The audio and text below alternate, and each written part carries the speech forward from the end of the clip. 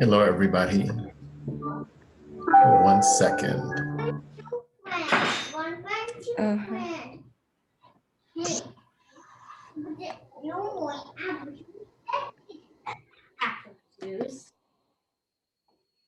Hello, everybody. Hope you're well. Thanks, Viviano. I see your hello in the chat. Let me let Odalis into the class. Thank you. At 12:25, I signed into our class, and at 12:31, I was like, "There's nobody here," and I realized I was signed into the wrong class. I was by myself, so I signed out and signed back into here. How is everybody doing? I hope. Let me see. Hassan is in there. Admit. Hope people are good. Hi, Dana. Thank you. Grand Rising. Thank you, Stacy. A friend of mine greets me that way often. Grand Rising. Good afternoon. Yeah, I'm tired. LOL. Yeah, how are you doing? Leave early because I have an appointment. Okay, good afternoon. Great. Cool. Good afternoon, everybody. So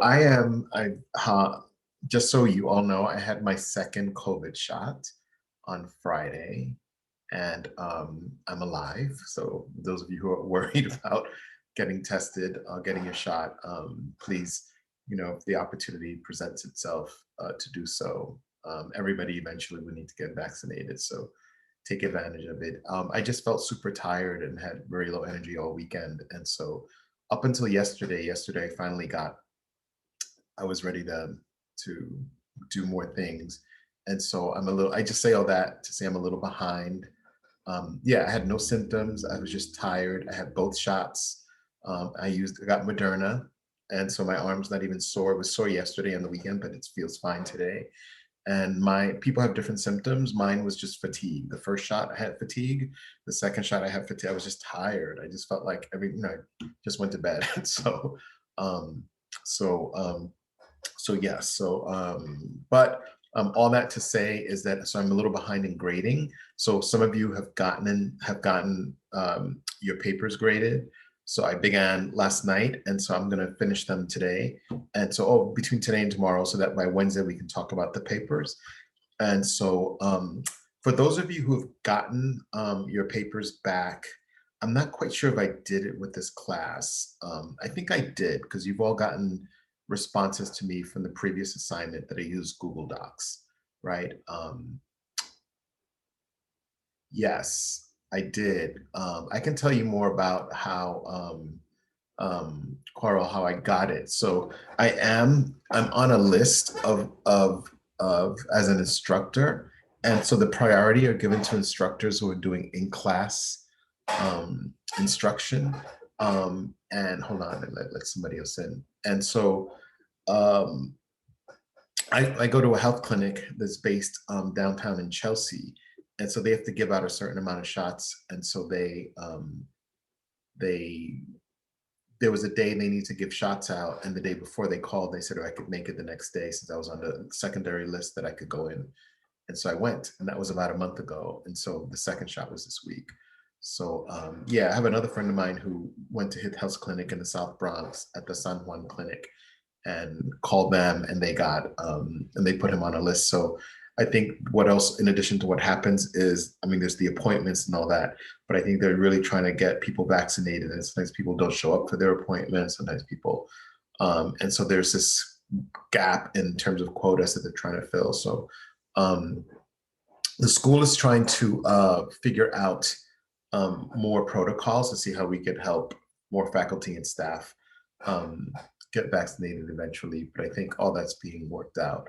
The prediction is that they're going to have a lot of vaccine in the next month, so that that's why they're trying to create all these plans to try to get them used. Okay, but just okay.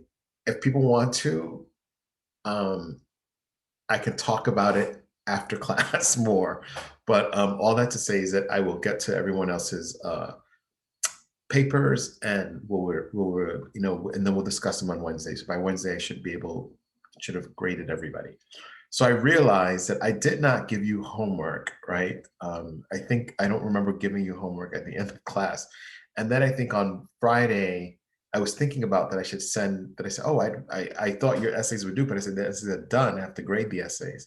So at first I thought I didn't give you homework because I needed you to finish your essays, but that should have been an opportunity for those of you who are not, which not many of you, most of you have got your essays in, but there's still a handful or so that have not gotten your essays in. So please get them in. I'm going to try to grade them all in the next 2 days. Okay, so you will have my comments, and we could have a discussion about it.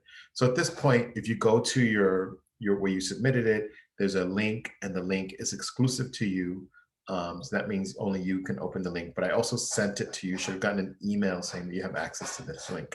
So you can see my comments, you can see my grade, you can hear my explanations, and then if you decide to do a revision, I haven't encountered a failing paper. So that's excellent. So really, I think the grades have been okay in the ones that I've graded so far.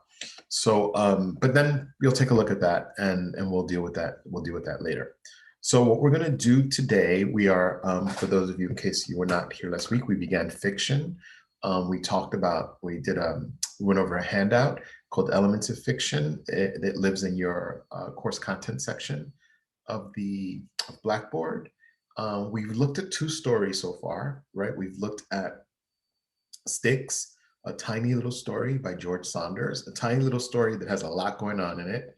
And then we've also looked at A&P by John Updike, and that's the coming of age story about a young guy in a supermarket who sees 3 young women and becomes enamored with them. And then when the boss tries to shame them, he stands up for them. They don't hear it, but it's about him taking a stand and really understanding that they're different paths in lives. Sometimes we have engaged students in the discussion whether he should have quit or not. And people are like, no, man, you can't leave a job unless you have another job. And that is very true, because I think myself growing up here in the Bronx, or in the Bronx in the Soundview projects, my mom was a factory worker, and she always would tell me that you can't leave a job without having another job, because we're used to living, with this term called paycheck to paycheck. And sometimes people even make a lot of money and still live paycheck to paycheck, and then they have more expenses. But it's really understanding how to make decisions in your life that may be beneficial to you, that may not always be about the paycheck. And so, and that's a little bit of what the story was saying, that in a way, one of the things that the character had to do was to make this decision. And whether it was for the girls, ultimately it was for himself. That is something he needed to do. Otherwise, when he looked through that window and saw that manager and his post, that was going to be his future, right? He was going to be in that supermarket for the rest of his life, doing exactly what that manager's doing. And so in order for his life to shift, he had to take a stand. And so it may have been, a little misguided at first, but the final decision was that it was going to do that. And the last phrase is that how hard life is going to be. And I think I also want to say, balancing your life. Yes, Alan, balancing your life. That phrase about how hard life is going to be is another coming of age theme, right? Because I think there is this idea, right? Even though when we're young people, even when we're children, right, we always might feel like life is not fair and you don't get everything you want, right? But there comes a time when you're, usually many of you are in that time right now, or sometimes a little younger, where you realize, oh, at some point I have to be responsible for myself, right? I have to be able to take care of myself, right? And like, how do you do that? Because your whole life, right, has been, your childhood and teenagehood has been really you living in your parents' house, for some, because some people leave their homes early, or have different situations. But the most common situation is that people are living with their parents pay the rent, they eat the parents' food, the parents buy them clothes, maybe not everything they want, but the parents are responsible for them. And then there comes a time when you have to figure out, I have to take care of myself. Like, I have to work, right? And I have to maybe pay rent or pay for a room, and I have to pay for my own transportation, and I have to pay for my, so then there is a hardness, a difficulty that comes with this realization, right? That, you want to,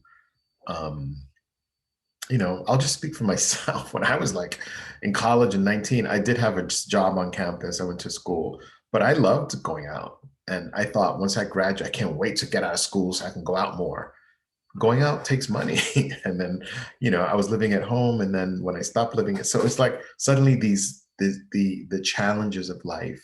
So the ending of that story, when he says, I realize how hard life is going to be, that it's realizing that there's a certain level of responsibility that we have to take for our own lives, and for the things that we need to do, and how do we craft our happiness? Like, how do you create your happiness, right? Knowing everything, you're in school, right? So clearly you're on a path to have a better life, right? And that's what we want. We want to have better lives, right? And better lives mean, good, safe, warm places to live, food that is healthy and nourishing, that you like, that, you can dress yourselves warmly and appropriately. And I mean, appropriately, not like the, fashion, but, that, so these things that food, shelter, right? Clothing, these basic things, how do you take care of those things? So anyway, that's a big theme in coming of age story, some kind of realization of something. And in this story, he realizes that A, he has to take a stand sometimes, and B, that from now on, life, he's gonna have to make hard decisions.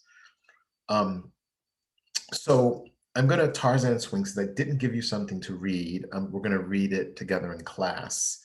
And then I'm gonna give you, and then you're gonna have to read one more story for class on Wednesday. Yes, today's Monday. On Wednesday, and it's a short story.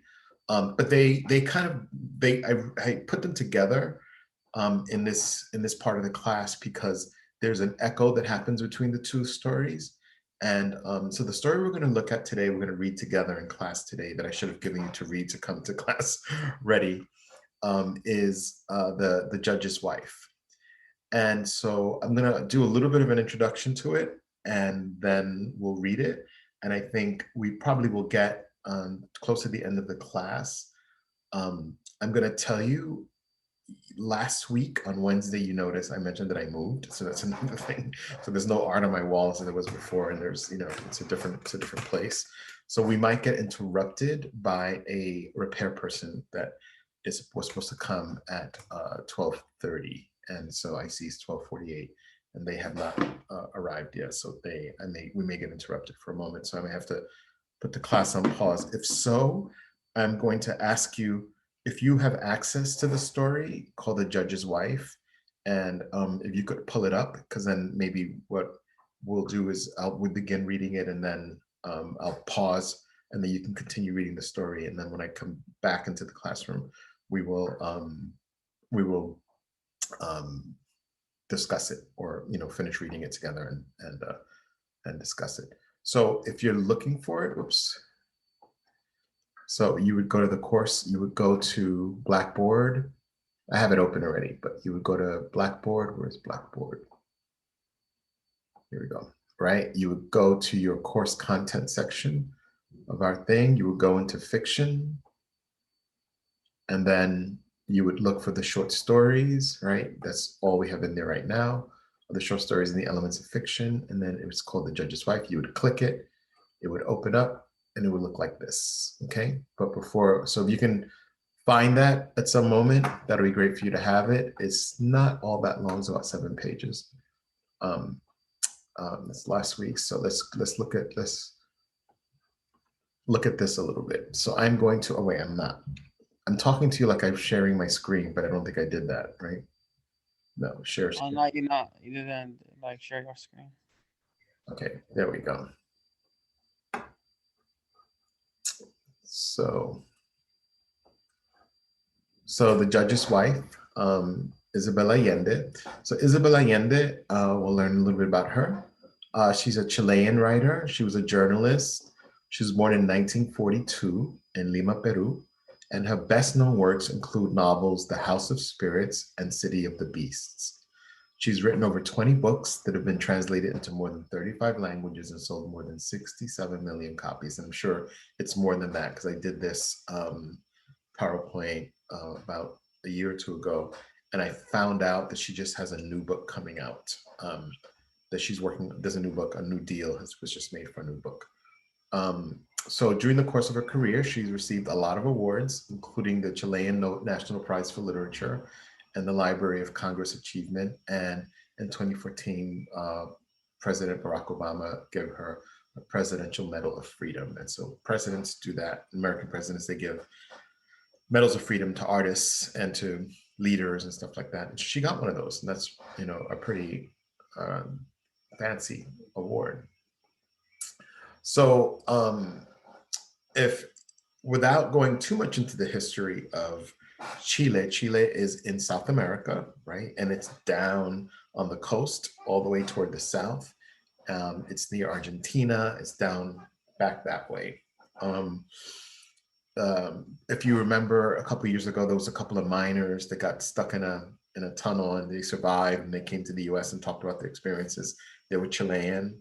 Chile also has some major earthquakes that have happened over the last recent years, the last 10 years. And but here's her life was changed. There was a gentleman called Augusto Pinochet, and there was a military coup in her family, and her family, if you look at the president was called Salvador Allende, so they're related to that regime. So she's the goddaughter of Salvador Allende, the first socialist president of Chile. So during an attack on the presidential palace, Salvador Allende was shot and killed. After decades of controversy on the cause of his death, an autopsy confirmed that it was suicide. Right, so Isabel Allende became active in aiding victims of the repression, brutality of Pinochet's regime, but realized it was dangerous to stay in Chile, so she left to with her husband and 2 kids in 1975 and lived in Venezuela for 13 years, and then later on migrated to the US and currently I think lives in California. And she's been in California for like, you know, like 30 years or more. Um, Her first novel was The House of Spirits, and it became a worldwide bestseller. It launched her career. It was made into a movie um, with Antonio Banderas and Glenn Close and Meryl Streep. And and it also tells the stories of families living in Chile during that military coup that she, from the early 20s up until the military coup.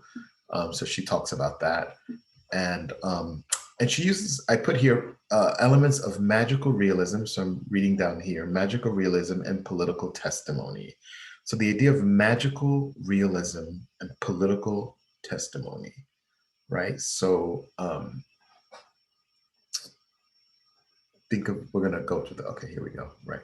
So Isabel Allende, magicalism and her writing. So magical realism, right, are two words, like magical, which seems like from the world of fantasy, and then realism, right? So it's like, how do you take magic and real and put them together in one word, right? Magic is magic, real is real. They're not, they're like, you know, paradoxical, right? The opposites. But magical realism is defined as the blending of magical elements into a realistic or mundane atmosphere. So breaking our physical rules. As a genre, it is defined as a movement in Latin American authors, okay? Realistic fictions. Did I take us out? Are we still in? No, I took us out, sorry. So yeah, no, it's different than realistic fiction, right? So realistic fiction, well, magicalism could be realistic fiction, maybe. Realistic fiction, the term realistic fiction means that even though it's not a true story, but the properties of the world adhere to the true world, right? So realistic fiction would be like if I am writing a story about a teacher teaching a Zoom class and teaching about Isabel Allende, and this is what the professor is saying, and this, you know, I'm telling that story. It's very much grounded in the real world. But if in my story I reach through the camera, right, and touched you, that might be magical. That might be go into the realm of magical realism, because in the properties of this world, right, that we live in, I can go as far as I can, but I'm going to hit the camera lens, and there's no way that my hand can pass through and go to you, right? So that would be realistic fiction, means that the limitation is this, right? And magical realism might be that I go like this and my hand actually goes through and shakes your hand on the other side of the screen. So, but this idea of magical realism, of putting magical things in kind of a real setting, that everything seems real and then something magical happens, right? Something unusual happens in it, something that happens from the realm of maybe that I say, stop it, and you all hear me, but what have you heard me say it? What have you heard? My voice echoed so much that it came through your window, right? That's like not even, I can scream as much as I want, unless you live next to me, right? I can scream as much as I want. It's not gonna, you're not gonna hear me. You're only gonna hear me because I'm on this platform with you. But yeah, I'm just, no, there we go. Here's the chat. So it could have elements of it could be like a fairy tale, magical realism, not necessarily. So the great writers, so Latin America, magical realism is not exclusive, but it was almost like stamped by Latin American writers. So these are writers from Colombia, from Argentina, from, you know, but the biggest ones are Jorge Luis Borges and Gabriel Garcia Marquez and Isabel Allende. And so they mix myth and reality in order to battle back against realism of Western literature. Western literature is like American literature. A lot of our literature, the famous stories that we have, are very much realistic fiction, right? And so magical realism is a response to that. Gabriel Garcia Marquez is like the father or the grandfather at this point of magical realism. And one of his most famous books is called 100 Years of Solitude. And if I would love to have the opportunity to teach that book. It is very long. It's like over 400 pages or even more. It's rich. It seems like a class. It would be like half of a semester to be inside of that book. but he's one of the famous ones. And so the next story we're going to read for Wednesday is going to be one by him, a little tiny one, not a 400-page story, a small tiny one. But these are just some names so you can see that Isabel Allende is one of the folks in it, and one of course, the women inside of magical realism. So Allende describes her fiction, right, as realistic literature, right? So it's interesting that Allen wrote realistic fiction. So she describes her work as realistic literature rooted in her remarkable upbringing in the mystical people and events that fueled her imagination. Her writings are equally informed by her feminist convictions, her commitment to social justice, and the harsh political realities that shaped her destiny. So inside of that phrase, she's letting you know, I consider this realistic fiction, right? But she says it's also where I come from, right? And an element of where she comes from is like mystical people. And so it's not so unusual for many people, many of us from different cultures, to understand how magic works inside of our cultures, right? That in terms of storytelling, right? If you think of many African cultures have an element of storytelling inside of it, that there's something mystical and magic that exists in our real worlds, right? That, whether it's, Latinx people from the Caribbean or from South America, there's always like some story about something that happened to someone, and that something, somebody disappeared or spirit appeared in someone's house and took something, or, so there's these elements of the mystical and the magical that she is saying, yeah, you're calling it magical realism, but I feel like the way I grew up from, where I come from, the element of something like magical is part of the world. It's not like this realm of fantasy, right? So she's talking about like kind of the root of all of this, that it may sound crazy to you, but it happens. So things like this happen, right? So so I just want to do that as a little bit of a, but then she's also, remember, it's both um, um, the phrase is also a political testimony. So she's also talking about, she's making a statement about the world she lives in, about the times that she lives in, just going back to that phrase, 'cause I want to get it right. That she says they have elements of magical realism and political testimony. That's the phrase I was looking for. It's down here at the bottom of it, right? So there might be something strange, unusual about the world that she's in, right? But she's trying to say it's rooted in reality, but there's magical elements that are just part of this reality, but there's also a political testimony connected to it. So actually, I'm going to pause because I'm getting this note. Okay, so I'm going to stop sharing. And so I'm just going to ask you to just, if you have it up, okay, if you can just begin reading it. I'm going to start from the beginning, but if you can begin reading it, that would be great. Hold on one quick second. I'm going to just put it up on the screen, just at least the first page, so in case people are having trouble finding it, and then I'll come back and we will, let me close this out and we will see. Here it is. Here it is. Okay. And it might be difficult. I'll just put a little bit of that. So just, oh, I guess if I do this camera thing, you won't be able to see it. All right. So yeah, if you have it up, just take a look at it. Just read the first page. I think that'll just, it won't be more than that. So just give me a couple minutes and I'll be right back.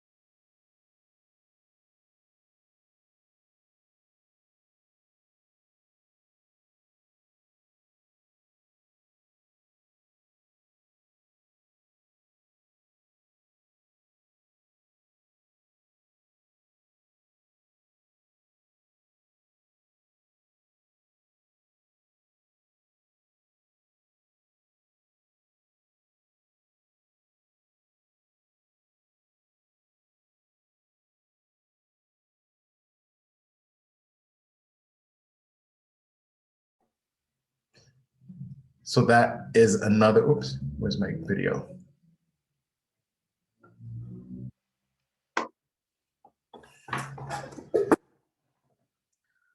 That's another crazy thing, the pandemic. If we were in class, I would be home. I would be in class. I would not be here, or I would have to be out of class. But all right, so I don't know if how far you've gotten, because that's only been like 4 minutes. But I'll read, I said I would read it from the beginning with all of you. Okay, so here we go. I'm gonna share the screen so you can follow along with me, and then we'll talk about it, okay? So The Judge's Wife by Isabel Allende. Nicholas Vidal always knew he would lose his head over a woman.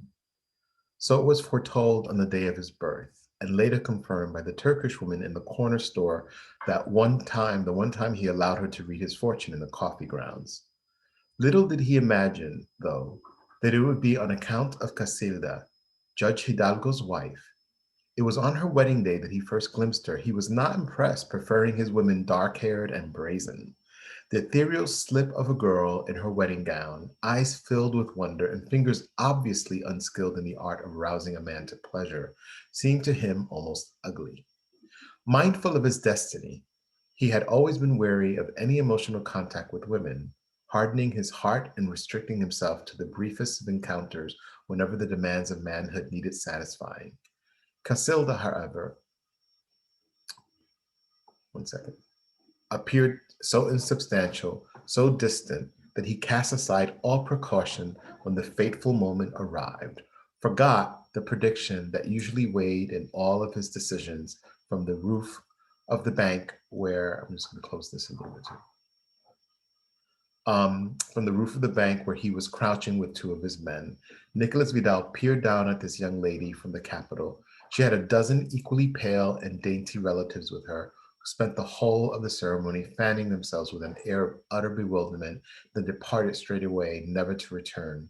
Along with everyone else in the town, Vidal was convinced that the young bride would not withstand the climate, and that within a few months the old woman would be dressing her up again, this time for her funeral. So I'm going to pause for a minute. So right now we've met Nicholas Vidal, right? Who, here we go, knew he would, it was predicted, he always knew he would lose his head over a woman, right? And then we find out that in the next sentences, we find out who that woman is, right? Little did he imagine, though, that it would be on account of Casilda, the Judge Hidalgo's wife. So we learn within the first couple of lines that Nicholas Vidal, a character who we don't know too much about, had his fortune told, and the fortune said that he would lose his head over a woman. And then we find out who that woman is right at the beginning of the story. So it's interesting to say, you know, we know Nicholas Vidal is going to lose his head, and we know who's going to, like, the cause of it. So really, the story is setting it up in terms of plot, right? The cause and effect. The cause of his losing his head is because of Casilda, is presented right at the beginning, so we can infer that the story is going to develop and let us know how that happens. So I don't know if you're like wondering, but that what the writer would want you to do with this kind of structure. We learned a little bit more about Nicholas. We learned that that he um, that he's mindful of his destiny. He had always been wary of any emotional contact with women, hardening his heart and restricting himself to the briefest of encounters whenever the demands of manhood needed satisfying. So he was not having any emotional relationships, right, with women, but he was definitely into the having encounters when his manhood needed satisfying, right? So that's it. Then Casilda, we learn more about her, right? To him, she appeared insubstantial, so distant that he cast aside all precaution, right? That she was almost so non-threatening that when the moment happened, he was almost unaware, right? And then he says that she's an ethereal slip of a girl, if you're going to describe her, right? So she's small, little bit, in her wedding gown, filled with wonder, and fingers obviously unskilled in the art of rousing a man to pleasure, seemed to him almost ugly. So we learned a little bit about her through him, right? And then her family can't handle the heat, and they leave right away. And he said she didn't think she would handle it, that the next time she got prepared would be for her funeral. I'm going to continue reading from here. Even if she did survive the heat and the dust that filtered in through every pore to lodge itself in the soul, she would be bound to succumb to the fussy habits of a confirmed bachelor of a husband, Judge Hidalgo, who was twice her age and slept alone for so many years that he didn't have the slightest notion of how to go about pleasing a woman. The severity and the stubbornness with which he executed the law, even at the expense of justice, had made him feared throughout the province. He refused to apply any common sense in the exercise of his profession, and was equally harsh in his condemnation of the theft of a chicken and of a premeditated murder, right? So he refused to apply any common sense, right, talking about the judge, in the exercise of his profession, and was equally harsh in his condemnation of a theft of a chicken and of that of a premeditated murder. So he was judging people like harshly no matter what you did, whether you did something major or not. More about the judge. He dressed formally in black, and despite all the pervading dust in the godforsaken town, his boots always shone with beeswax. A man such as he was never meant to be a husband. And yet, not only did the gloomy wedding day prophecies remain unfulfilled, but Casilda emerged happy and smiling from 3 pregnancies in rapid succession. So now we learn more about a third character, the judge, right? He dresses in black, he is harsh, and he should have been a bachelor, but something happened with Casilda, and suddenly after getting married, she had 3 kids in rapid succession. So she had one kid after another. So that implies that they were sexually involved, right?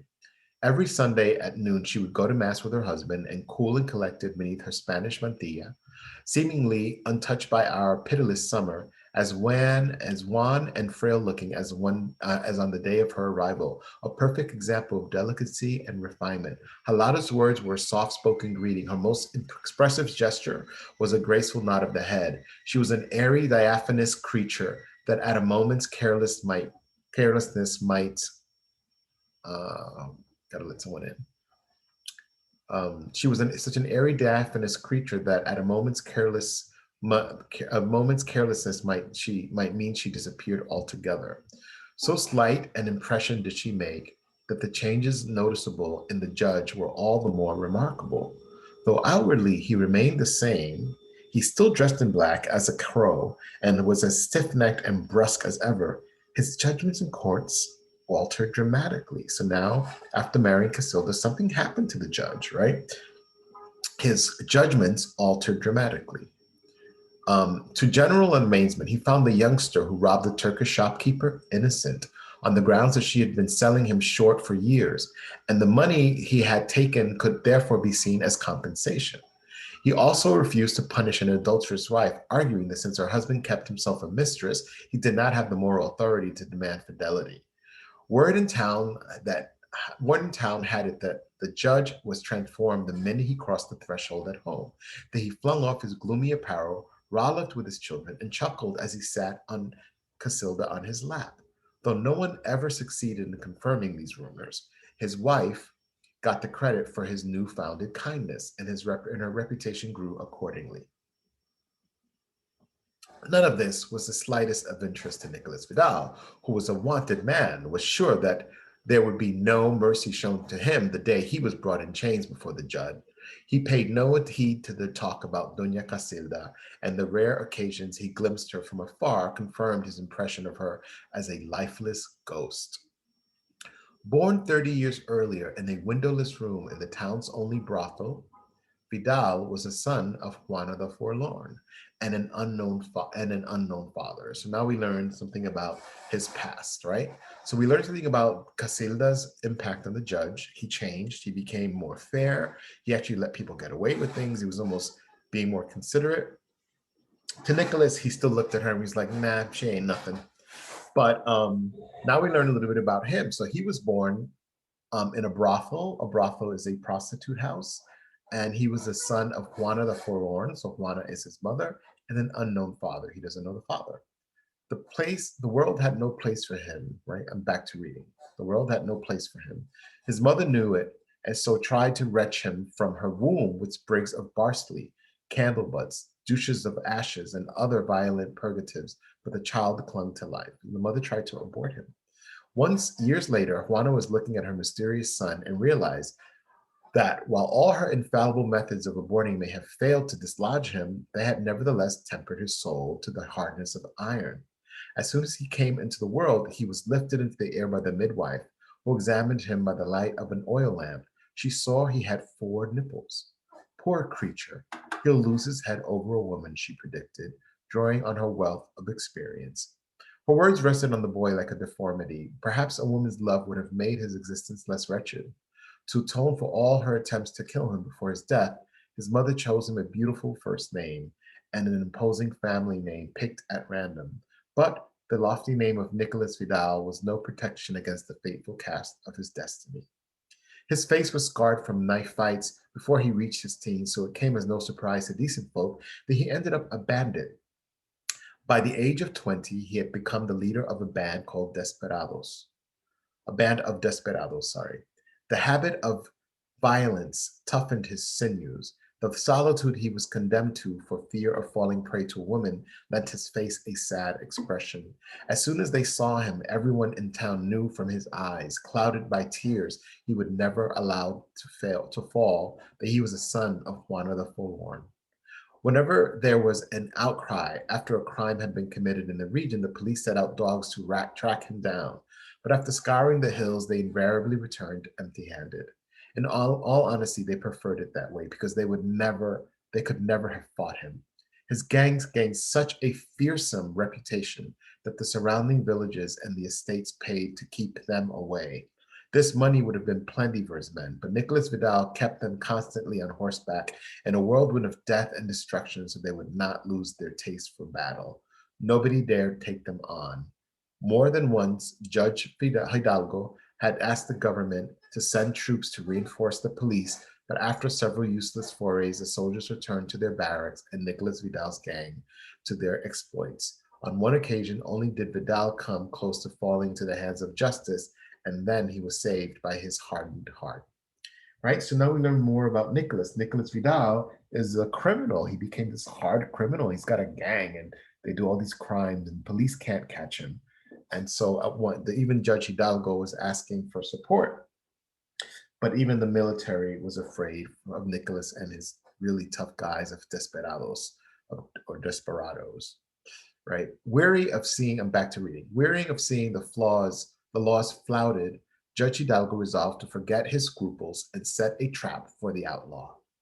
He realized that to defend justice, he was committing an injustice, but chose the lesser of two evils.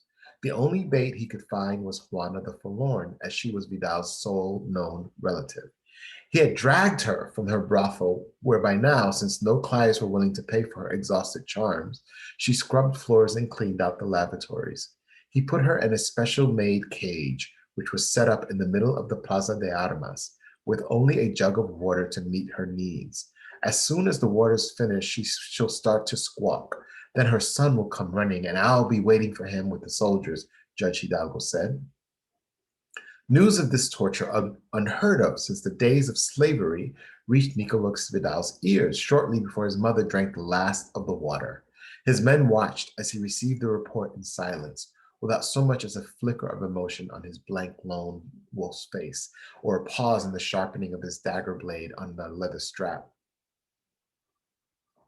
Though for many years he had had no contact with Juana and retained few happy childhood memories, this was a question of honor. No man can accept such an insult. His gang reasoned as they got guns and horses ready to rush into the ambush and, if need be, lay down their lives. Their chief showed no signs of being in a hurry. As the hours went by, tension mounted in the camp. The perspiring, impatient men stared at each other, not daring to speak. Fretful, they caressed the butts of their revolvers and their horses' manes and busied themselves coiling their lassos.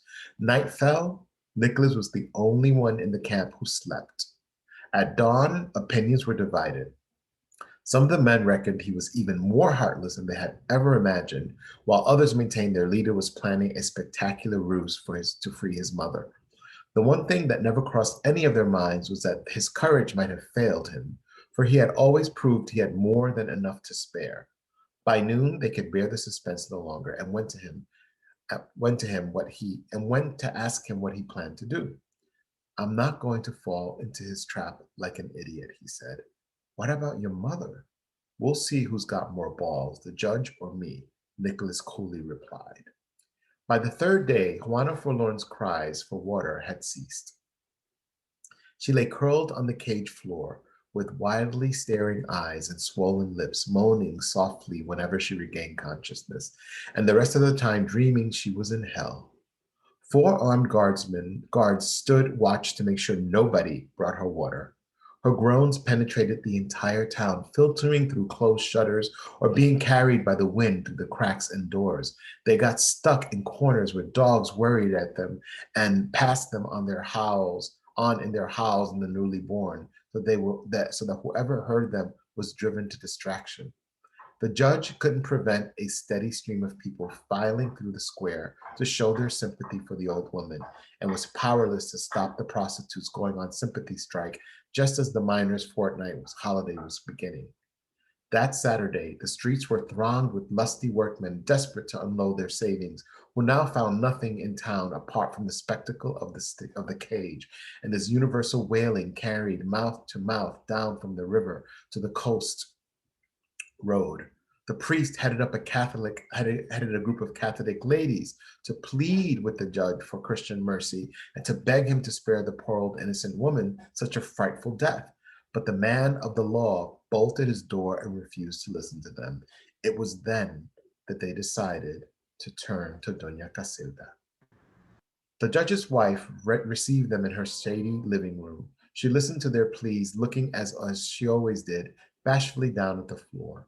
Her husband had not been home for 3 days, having locked himself in his office to wait for the Nicholas de Vidal to fall into his trap. Without so much as looking out of the window, she was aware of what was going on, for Juana's long drawn-out agony had forced its way even into the vast rooms of her residence. Doña Casilda waited until her visitors left, dressed her children in their Sunday best, tied a black ribbon around their arms as a token of mourning, then strode out with them in the direction of the square. She carried a food hamper, a bottle of fresh water for Juana the Forlorn. When the guards spotted her turning the corner, they realized that she was up to what she was up to, but they had strict orders and barred her way through their rifles. When, watched by a small crowd, she persisted. They grabbed her by the arm. The children began to cry.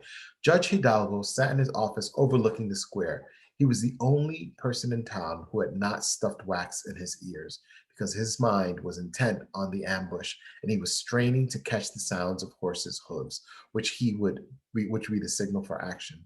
For 3 long days and nights, he put up with Juana's groans and the insults of the town people gathered outside the courtroom. But when he heard his own children start to wail, he knew he had reached the bounds of his endurance. Vanquished, he walked out of the office with his 3 days beard, his eyes bloodshot from keeping watch, the weight of 1,000 years on his back. He crossed the street, turned into the square, and came face to face with his wife. They gazed at each other sadly. In 7 years, this was the first time she had gone against him, and she had chosen to do so in front of the whole town. Easing the hamper and the bottle from Casilda's grasp, Judge Hidalgo himself opened the cage to release the prisoner. Didn't I tell you he wouldn't have the balls? Laughed Nicholas Vidal when the news reached him.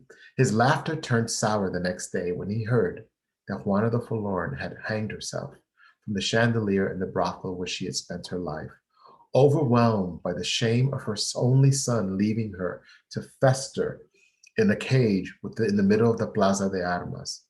That judge's hour has come, said Vidal. He planned to take the judge by surprise, put him to a horrible death, and dump him in the cursed cage for all to see. The Turkish storekeeper sent him word that Hidalgo's family had left that same night for a seaside resort to rid themselves of the bitter distaste of defeat.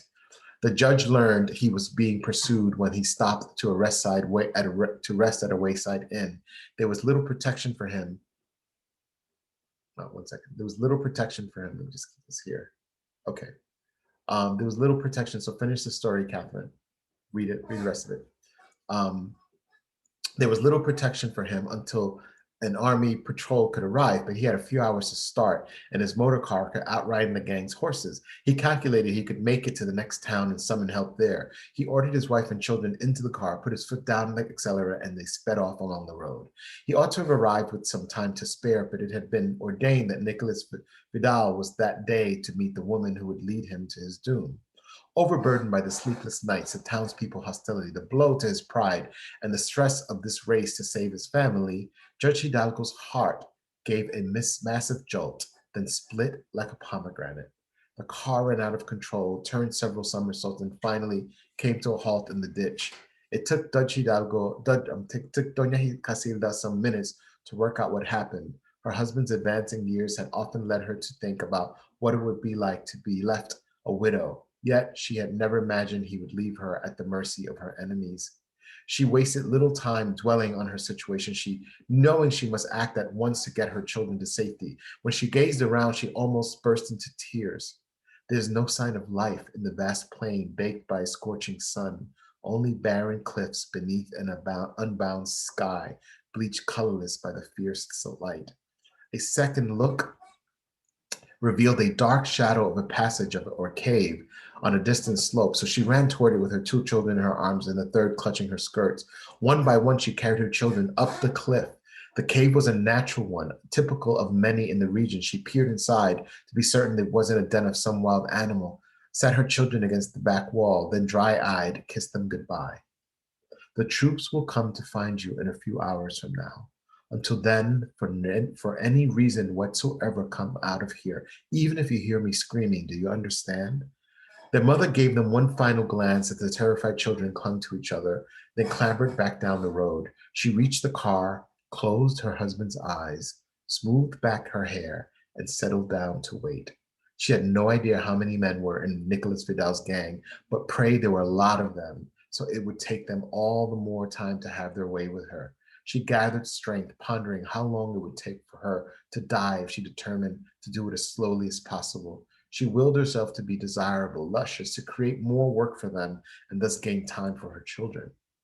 Casilda did not have long to wait. She soon saw a cloud of dust in the horizon and heard the gallop of horses' hoofs. She clenched her teeth.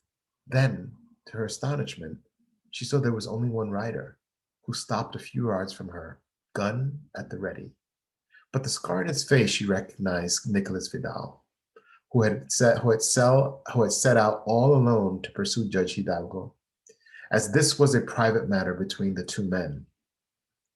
The judge's wife understood she was going to have to endure something far worse than a slow death. A single glance at her husband was enough to convince Vidal that the judge was safely out of his reach in the peaceful sleep of death. But there was his wife, a shimmering presence in the plain's glare. He leaped from his horse and strode over to her. She did not flinch or lower her gaze, and to his amazement, he realized that for the first time in his life, another person was facing him without fear. For several seconds, that stretched to an eternity. Then they sized each other up, trying to gauge the other's strength and their own powers of resistance. It gradually dawned on both of them that they were up against a formidable opponent. He lowered his gun. She smiled. I'll be right back.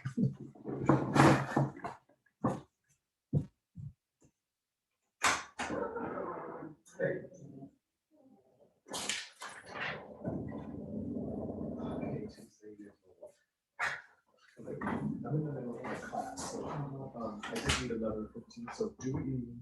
If you need to make noise, it's okay. I'm reading the stories that I'm going to talk about. And oh, do you need to? I was going to say we need to unlock the door to get one. No, you did.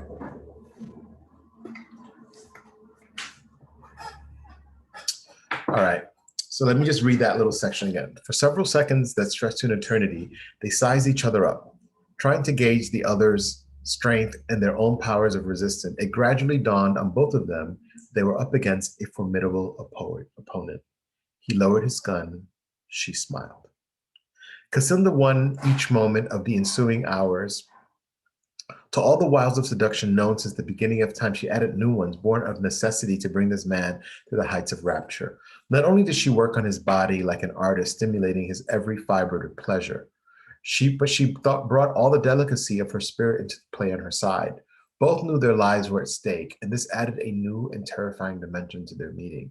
Nicholas Vidal had fled from love since birth and knew of nothing of intimacy, tenderness, secret laughter, the riot of the senses, the joy of shared passion. Each minute brought the detachment of troops and the noose that much nearer. But he gladly accepted this in return for her prodigious gifts. Casilda was a passive, demure, and timid woman who had been married to an austere old man in front of whom she had never dared appear naked. Not once during that unforgettable afternoon did she forget that her aim was to win time for her children, and yet, at some point, marveling at her own possibilities, she gave herself completely and felt something akin to gratitude toward him. That was why, when she heard the soldiers in the distance, she begged him to flee to the hills. Instead, Nicholas Vidal chose to fold her in a last embrace, thus fulfilling the prophecy that had sealed his fate from the start. Right? So, in this final moments of the story, I'm going to stop sharing screen. So, right. So, in these final moments of the story, what we see is Nicholas Vidal.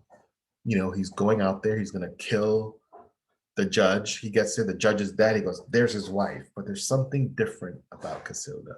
There's something about her standing there, right? And he's coming to her with his gun. And she is not, she doesn't seem afraid. And he's like, "Oh, wow. I've never encountered this. Everybody's afraid of me." And in that moment, they seduce each other, right? She seduces him. In her mind, at first, she's like, "All right, I'm going to try to work on this guy because I know the troops are coming. And the longer I could keep him occupied, they get here, he's either going to run or they're going to kill him, right? And that I get to save my kids, even if I sacrifice myself for my children." But to her surprise, she starts feeling a way with him that she never felt with her husband, right? And at that moment, and him too, he's never, remember, he's had sex with women, but he's never felt passion and love and all the joys that First Poem for You writes. And that those two couples laying in that bed, "I know your body in the dark, I can trace it with the tattoos." He's never had that kind of intimacy, and for him, he's blown away by it. Blown away so much so that is what ends up killing him, right? Like, that's his fate, that he would lose his head over a woman. And at the moment, she's feeling something for him, and she's like, "I hear the soldiers are coming. You better run to the hills." And he's like, "No, I'm gonna stay here." And so he ends up dying. So in a way, like for him, it was like the choice between running away and living without her, um, was unbearable. So he rather stay there and die than to live without her. So what do you think of the story? You can unmute, you can just put it in the chat. What do you think of what we just shared? Any reaction? You don't have to analyze it, just sounds like a novella. Yes. Oh, that was for Viviano. Yeah, it sounds like a novella. Any reactions? It was like a soap opera. Very, yes. And I think I was being a little dramatic when I was reading it too. So yeah, does sound like a soap opera, right? There is something, right? Soap operas also have an emotional undercurrent that is, they call it melodramatic. That is like dramatic, but it's like more. It's like, like, like we don't, like, people are always fainting in soap operas. In life, people don't faint as much as they do in soap operas. But yeah, so it was. Any other reactions to the story?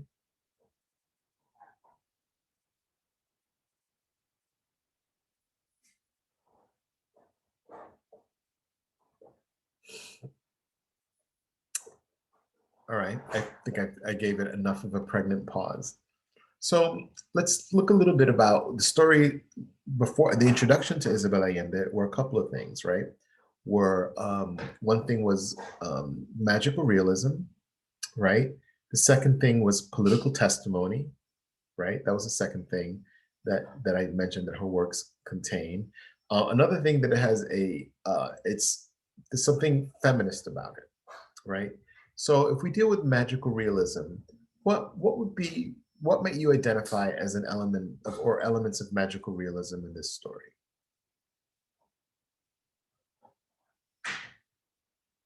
You could put it in the chat. You could chat. You can shout it out. What do you think any elements of magical realism might be in it? Might have been in this story?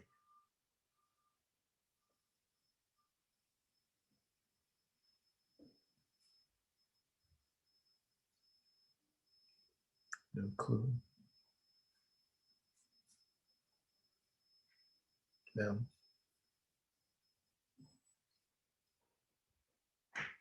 Well, let's just begin with the beginning of it, right? Let's have the dialogue. Okay, what do you mean the dialogue? Like how they talked or what they said?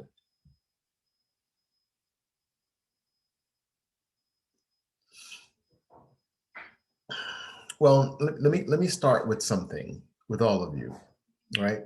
What do you think about the idea of fate? Right?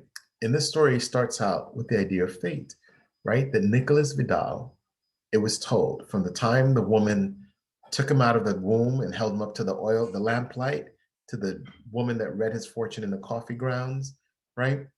That they made this prediction. He's going to lose his head over a woman, and that was going to be his fate. What do you think about fate? Does fate exist? Right? The idea that you're destined or predestined to whatever it is you need to do, that exists.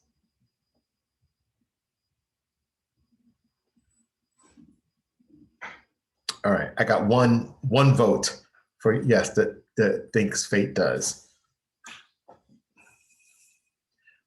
One yes, one no. Oh, you know what? We could do this. Oh, so here's this. Let's try this. Okay, let me try something. Let's see if this. Oh no, it's not going to work. Is it going to give me drama?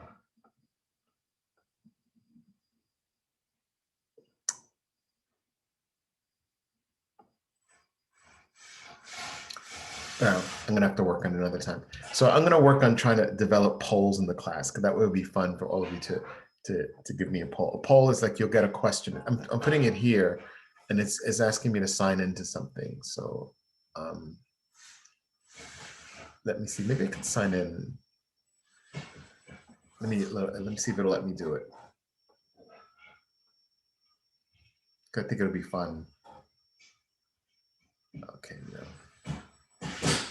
Let me try one more time. Sign in.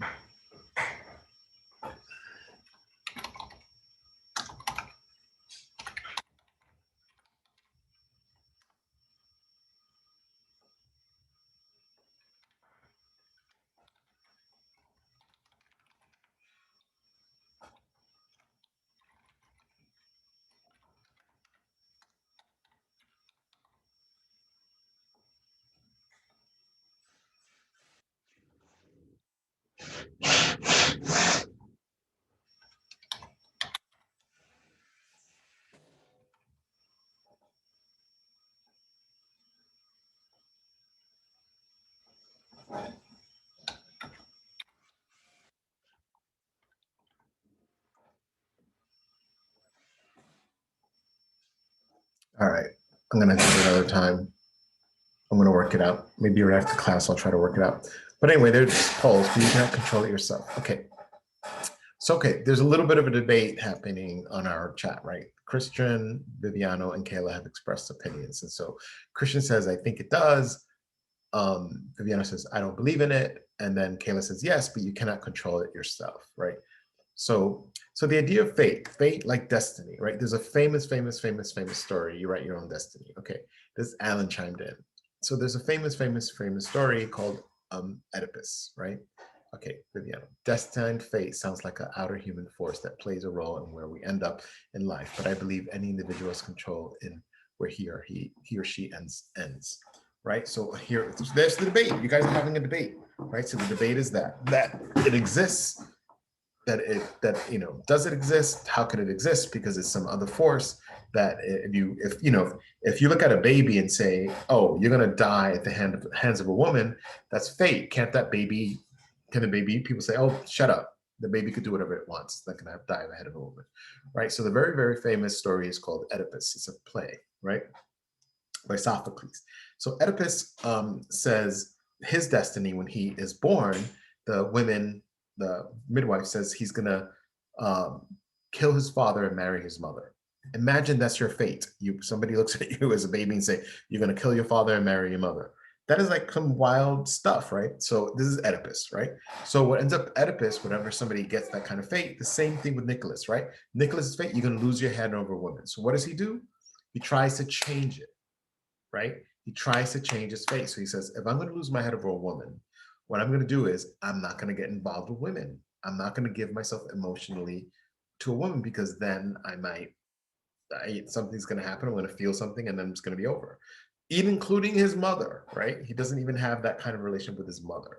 So, he tries to avoid fate, but fate or destiny, we learn as an idea, is unavoidable, right? You cannot change it, right?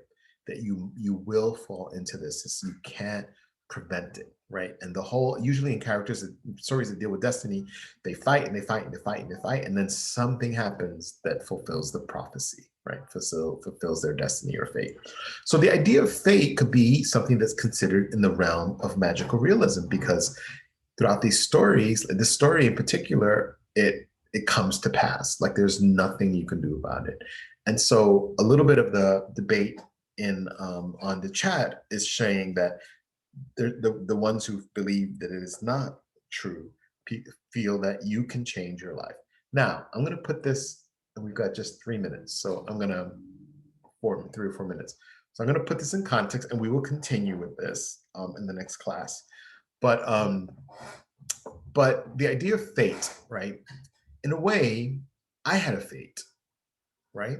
I came up in the projects, in the Soundview projects in the Bronx in the 1980s. And what would be destined for a young man or a teenager in the Bronx, in the projects at the height of the crack epidemic, right? What ended up happening is a lot of my friends got involved in drugs and selling drugs and taking drugs. Many died, and that was kind of like they would consider that the fate of people who grew up in the projects, right? The fate of poverty. But we know, right, that I didn't follow that fate, right? So far, I'm still alive, and I'm not a dealer or anything like that, and not judgment. I write about drug dealers in my work, but that there was something about the idea of my fate that I was able to change. So in the real world, we believe in that. We believe that even if there's something that you are predestined to do, that there's something that you can do to change it, right? So let's just keep that idea, and we're going to continue the discussion on Wednesday. So I want us to think about, so look at the story, because now he's going to drill. Look at this story and think about what other elements of magical realism might exist inside of the story. So that'll be that. I'll send you that as your homework for Wednesday. So I want you to come up with that, let's see, will you type it? I don't know, we'll see. But then I want you to read one of the story, and then we're going to discuss that other story in class called One of These Days. And that's a really tiny story by Gabriel Garcia Marquez. So after class today, I will send you an email just reminding folks, in case people are not here, to let them know to read The Judge's Wife and to look at that, like what elements of magical realism may exist in the story. And then the second thing is to read One of These Days, and we'll discuss it on Wednesday. Okay. So, and then we'll also discuss your essays on Wednesday, because by then they'll all be great. Okay.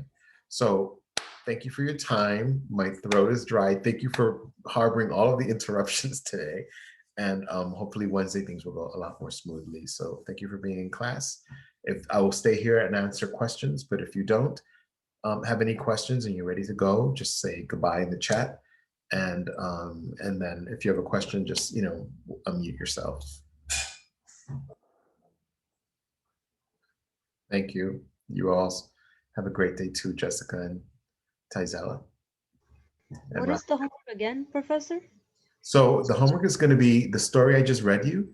So just look at that story, and we talked about fate as an idea of magical realism. So see if you can identify any other elements of magical realism in the story, and then read one of the story called One of These Days that's in the packet. Okay. And I'll send you an email with what I just said. Okay. Thank you. Sure. You're welcome. Professor, Yes. you sent me a link to see my grade in your comments, but it says I don't have the, access. I'm denied. Did you try? Did you check your email? Yeah, nothing has arrived. No, I didn't receive any email to have access to the document. I don't know what's going on. All right. Well, let me try again. Do you have any alternative emails that I could use? Yeah, I do. My personal email, I guess. Yeah. Are you It's sharing that with me? I'll send it to you. Let's All right. see. Okay. Let's try Email it or as a message. just email it. Okay, got it.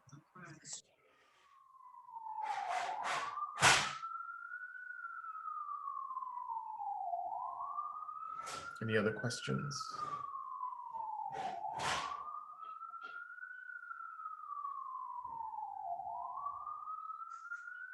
I love having light, but the sirens facing the street is not cute.